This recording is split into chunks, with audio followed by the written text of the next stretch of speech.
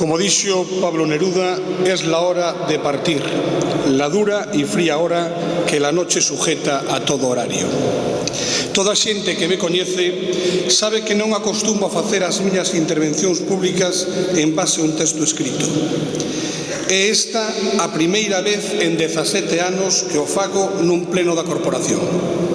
E fago porque asistimos hoxe á crónica dunha morte anunciada.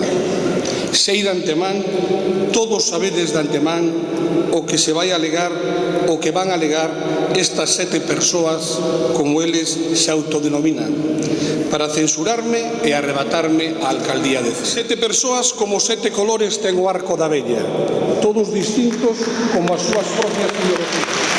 Cando relataba este discurso, sabía que hoxe non se diría nada novo, nada que non se dixera xa, vaguedades e máis vaguedades. Levamos días escoitando mesmo. Hai que votar a República, aínda que sexa falso, porque pense que regenerar democráticamente, aínda que ninguén o entende, nin en Cee, nin nas altas estancias do Belén.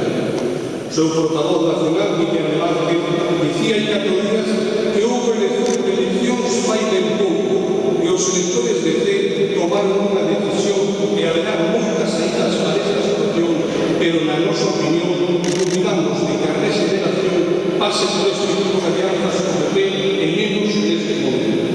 Sinceramente, por defender aos seus compañeros de partido, perdón, a 4 persoas que según tin aquí non hai grupos que formen a moción. A situación económica do Concello é outro dos avales que presentan para justificar a censura. Levan tantos meses criticando a xestión económica do goberno que ata eles mesmos a creer. Van a negar unha gran sorpresa cando acedan o goberno que se atopen con que o Concello de Cee ten unha débeda a longo prazo de 1.500.000 euros, dos que a metade venen de gobernos anteriores, que están a media da débeda dos concellos da Costa da Morte e que non supón ningún desequilibrio presupuestario. Levo anos comentando que o problema de Cee é un problema de gasto corrente e de ingreso corrente. Os gastos son moi difíciles de realizar e os ingresos hai que aumentarlos, sobre todo a base das tasas daqueles servicios que non son absolutamente necesarios, aínda que si desexable o seu funcionamento e que ademais non utilizan todos os beneficios. Os ciudadanos non teñen por que pagar a gardería, a escola de música, o teatro ou as actividades deportivas de ninguén. Deben pagadas aqueles vecinos que disfruten delas e o Concello debe procurar, a través das axudas sociais, que as familias máis desfavorecidas poidan tamén acceder a ela.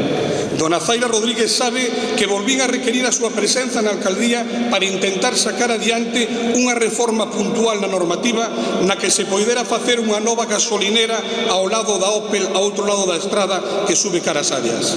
Unha estación de servicio de 24 horas, cunha gran tenda e electrogasolinera incorporada que ia crear 12 novos postos de traballo no Concello, dos que estamos tan necesitados.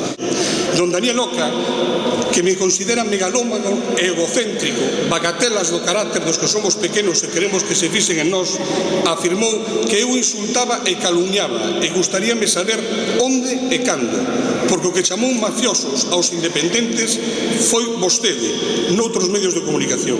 Creo que está confundido. Un por ser pequeno, gordo e fumar puros non é un mafioso.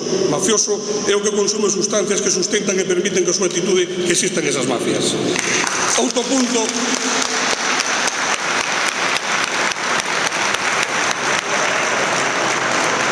Dice o señor Oca que hai máis de 1000 razones e máis de 1000 motivos para censurarme como alcalde de Cee, parafraseando o meu admirado Sabino. No mesmo sentido, dígolle que o goberno que hoxe comeza non irá moito máis aló de 19 días e 500 noches, porque non se pode competir